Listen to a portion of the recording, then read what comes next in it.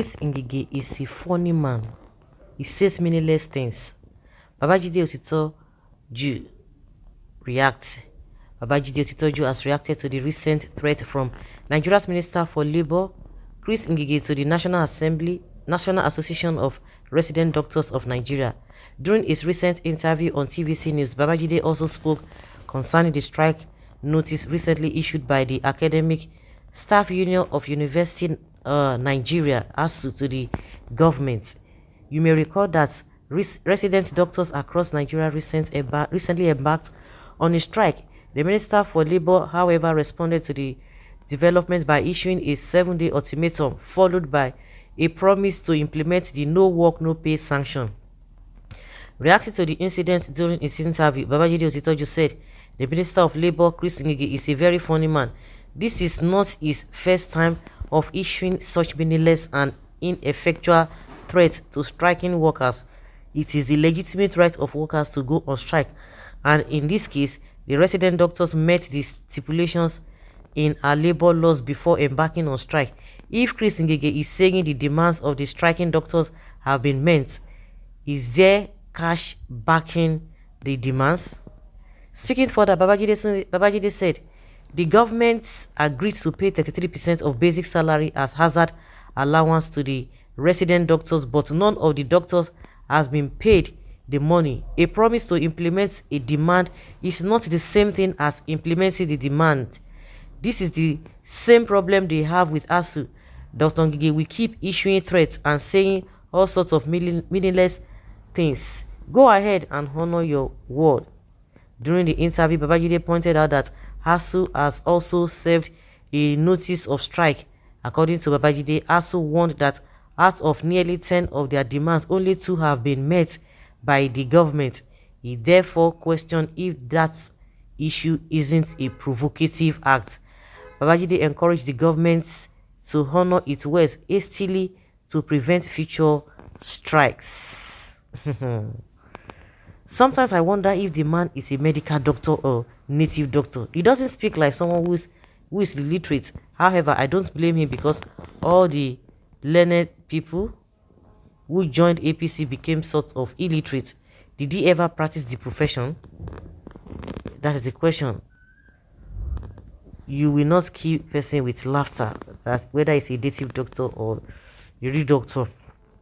You think that he was addressing Anambarians. Absolute power corrupts absolutely. The P-brain, which is made a minister in Buhari's cabinet, has no record of any accomplishments either in his profession or in politics. He couldn't even conclude one term as a governor. Look at the caliber of people they have put our destinies as a nation in their small brains. Very unfortunate. You're very correct. He has never said anything meaningful since I got to know him. People like him is the reason we are where we are as a nation today. He has dementia. You can't win an argument with Okija Demon, can you? Absolutely no, not at all. He talks carelessly and too arrogant. Bam. His Igbo brothers and sisters won't see anything wrong with that. Their major concern is to put all Yoruba down from any position. Look at their negative campaign against the intelligent and noble man like Sports Minister. Imagine the show of shame 1 or 2 Igbo athletes videoing the washing of his jersey and sending such to social media in order to ridicule and canvass for the removal of the Sports Minister. I can swear with anything, if the minister happens to be Igbo, such shameless attitude won't be exhibited. I wonder how many of such negative campaigns that they have against NFA chairman pocketing all available funds in the football ministry. If it was Yoruba man as the chairman of NFA, Igbos would have done all manner of negative campaigns against such Yoruba as chairman. Sad. Why would you bring tribe to this when countless Igbo men and women condemn his utterance, including myself, as what some athlete did in Tokyo certainly was not right, considering that the sport minister Sunday Dare is among the very few people in this government. You shouldn't have brought this here. Please, everyone is condemning Ngige, both Yoruba, Hausa and the Igbos. Mind you, Sunday Dare doesn't have any blame or fault whatsoever. He's not the one that should have released the money. They can't release money for him, and for him to refuse doing the needful. Don't you know the government we have in Nigeria? I don't blame the athletes either, because what they went through wasn't fair enough for them to be treated in such manner. Haven't gone to represent their nation. Don't ever blame anyone that refused to represent Nigeria on a global scene because of all these things, all these inadequacies happening here and there. NGIGE and other non-Hausa Fulani in the Buhari administration, Keyamu, Igokwe, Additional, and the rest will live to reap the roles they played in the history of Nigeria. Even when they are gone, the social media cloud of utterances are indelible. Please add Amechi before the etc. You just said my mind. God bless you. To be sincere, NGIGE talks as a street person. In most cases, his status as a medical doctor is so flawed by his shallow utterances on very important issues.